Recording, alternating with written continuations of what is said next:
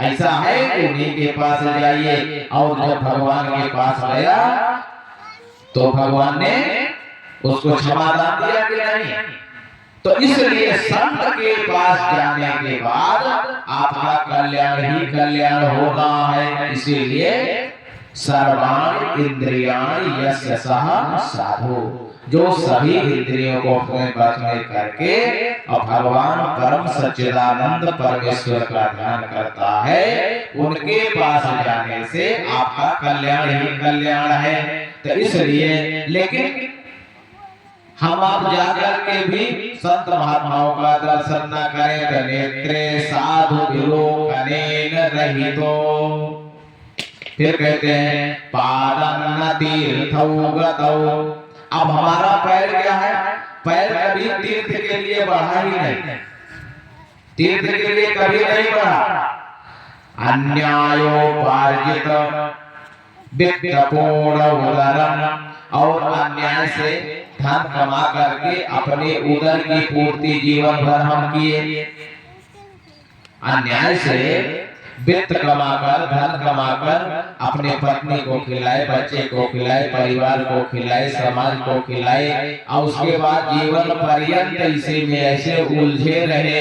वित्तपूर्ण उदरम, इतना सब कुछ करने के बाद गर्भेण तुंगस्त्रियौ, और इतना बड़ा अभिमान होते हुए सिर उठा करके चल रहे हैं। अच्छा, जो वैसे होते हैं समाज में, जो गलत कार्य करते हैं, सीना तान के चलते हैं, क्योंकि उनको इज्जत और बेइज्जत से कोई मतलब नहीं रहता।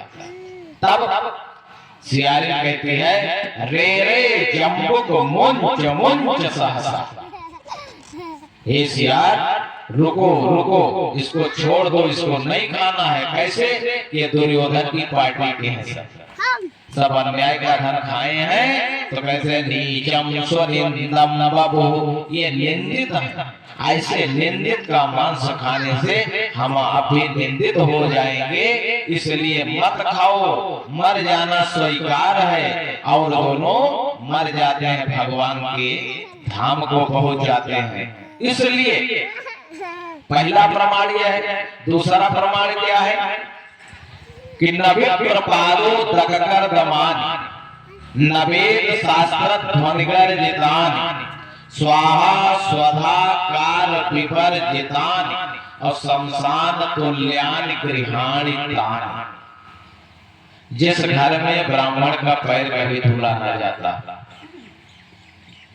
नवेद शास्त्र ध्वनिगर जितान, जिस घर में वेद का पाठ ना होता हो, जिस घर में संध्या गायत्री ना होती हो, जिस घर में ठाकुर जी का पूजन ना होता हो, जिस घर में अतिथि का सम्मान ना होता हो, जिस घर में माता पिता का सम्मान ना होता हो, जिस घर में साधु संतों का सम्मान ना होता हो, जिस घर में कोई तीर्थाटन आदि कथा भागवत पूजा ना होती हो, जिस घर में पितरों का पिंडदान ना होता हो, जिस घर में स्वाहा शब्द कभी सुनाई ना देता हो, शमशान तुल्य